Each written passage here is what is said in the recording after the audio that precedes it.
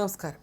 ലാൻഡിങ്ങിനിടെ നിയന്ത്രണം തെറ്റിയ വിമാനം ഹൈവേയിലെ ലൈറ്റ് പോസ്റ്റിലും ചരക്ക് ലോറിയിലും ഇടിച്ചതിനെ തുടർന്ന് ദുരന്തമൊഴിവായത് തലനാരിഴയ്ക്ക്. യുണൈറ്റഡ് എയർലൈൻസിന്റെ വിമാനമാണ് ലിബർട്ടി അന്താരാഷ്ട്ര വിമാനത്താവളത്തിൽ ലാൻഡ് ചെയ്യുന്നതിനിടെ അപകടത്തിൽപ്പെട്ടത്. വിമാനത്തിലുണ്ടായിരുന്ന 221 യാത്രക്കാരും 10 ക്രൂ അംഗങ്ങളും അത്ഭുതകരമായി രക്ഷപ്പെട്ടു. റൺവേയിലേക്ക് ഇറങ്ങുന്നതിന് തൊട്ടും മുമ്പ് വിമാനത്താവളത്തിന് സമീപമുള്ള ലൈറ്റ് പോസ്റ്റിലും ബേക്കറി ഉൽപ്പന്നങ്ങൾ കയറ്റി വന്ന ട്രെയിലറിലും വിമാനം തട്ടുകയായിരുന്നു. വിമാനത്തിന്റെ അടിഭാഗവും ടയറുമാണ് വാഹനങ്ങളിൽ ഇടിച്ചത്. പുറത്തു വന്ന വീഡിയോ ദൃശ്യങ്ങളിൽ വിമാനം താഴ്ന്നു പറന്ന് വാഹനങ്ങൾക്ക് തൊട്ടടുത്തെത്തുന്നത് വ്യക്തമാണ്. അതിവേഗത്തിൽ വാഹനങ്ങൾ പോകുന്ന ഹൈവേക്ക് തൊട്ടു മുകളിൽ വെച്ച് വിമാനം വസ്തുക്കളിൽ തട്ടുന്നത് ദൃശ്യങ്ങളിലുണ്ട്. തലനാരിഴ വ്യത്യാസത്തിലാണ് ഒരു വലിയ ദുരന്തം ഒഴിവായതെന്ന് ഈ വീഡിയോ ദൃശ്യങ്ങൾ തെളിയിക്കുന്നു. ഞായറാഴ്ച ഉച്ചയ്ക്ക് 2 മണിയോടെയാണ് അപകടമുണ്ടായത്. ഇറ്റലിയിലെ വെനീസിൽ നിന്നുള്ള ഈ ബോയിങ് 767-400 വിമാനം പിന്നീട് സുരക്ഷിതമായി ലാൻഡ് ചെയ്തതായി ഫെഡറൽ ഏവിയേഷൻ അഡ്മിനിസ്ട്രേഷൻ വ്യക്തമാക്കി. വിമാനം ലാൻഡ് ചെയ്യുന്നതിന് തൊട്ടു മുൻപുള്ള സമയത്ത് താഴെ ഹൈവേയിലൂടെ വാഹനങ്ങൾ അതിവേഗതയിൽ സഞ്ചരിക്കുന്നത് പുറത്തുവന്ന ദൃശ്യങ്ങളിൽ കാണാം. വിമാനത്തിനുണ്ടായ കേടുപാടുകൾ ഞങ്ങളുടെ മെയിൻ്റനൻസ് ടീം പരിശോധിച്ചു വരികയാണെന്ന് യുണൈറ്റഡ് വക്താവ് പ്രതികരിച്ചു. സംഭവത്തെക്കുറിച്ച് ഞങ്ങൾ കർശനമായ ഫ്ലൈറ്റ് സേഫ്റ്റി അന്വേഷണം നടത്തും. അതിന്റെ ഭാഗമായി വിമാനത്തിലെ ജീവനക്കാരെ താൽക്കാലികമായി ജോലിയിൽ നിന്ന് മാറ്റി നിർത്തിയിട്ടുണ്ടെന്നും അദ്ദേഹം വ്യക്തമാക്കി. വിമാനത്തിലുണ്ടായിരുന്നവർക്കാർക്കും പരിക്കേറ്റതായി റിപ്പോർട്ടില്ലെന്നും എന്നാൽ വിമാനത്തിന് ചെറിയ രീതിയിലുള്ള കേടുപാടുകൾ സംഭവിച്ചതായും പോർട്ട് അതോറിറ്റി അറിയിച്ചു.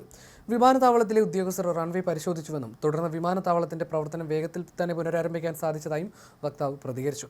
ട്രെയിലർ ഡ്രൈവറെ നിസ്സാര പരിക്കുകളോടെ ആശുപത്രിയിൽ പ്രവേശിപ്പിക്കുകയും ചെയ്തിരുന്നു. പിന്നീട് അദ്ദേഹത്തെ ആശുപത്രിയിൽ നിന്ന് ഡിസ്ചാർജ് ചെയ്തതായും അതോറിറ്റി അറിയിച്ചു. അപകടത്തിൽ ട്രക്കിന്റെ വിൻഡ്സ്ക്രീൻ തകരുകയും ക്യാബിനുള്ളിൽ ഒരു ദ്വാരം വീഴുകയും ചെയ്തിട്ടുണ്ട്.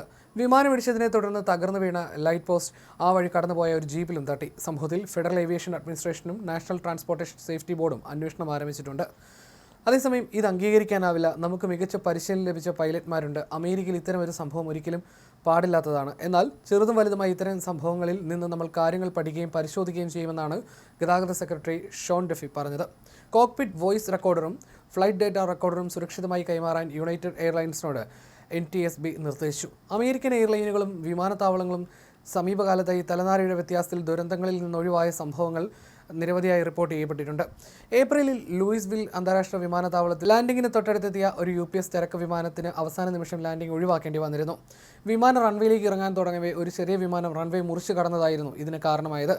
അറ്റ്ലാന്റയിൽ നിന്നും വന്ന UPS ഫ്ലൈറ്റ് 1303 ബോയിങ് 76 വിമാനത്തിനാണ് ലാൻഡിംഗ് റദ്ദാക്കാൻ നിർദ്ദേശിച്ചത്. UPSന്റെ ഒരു പ്രധാന ഹബ്ബ് കൂടിയായിരുന്നു ഈ വിമാനത്താവളം. ഈ വർഷം ആദ്യം വടക്കൻ കരോലിനയിലെ വിമാനത്താവളത്തിൽ ഒരു ട്രക്ക് വിമാനത്തിന് തൊട്ടടുത്തെത്തിയതിനെ തുടർന്ന് അമേരിക്കൻ എയർലൈൻസ് പൈലറ്റിന് അടിയന്തരമായി വിമാനം നിയന്ത്രിക്കേണ്ടി വന്നിരുന്നു.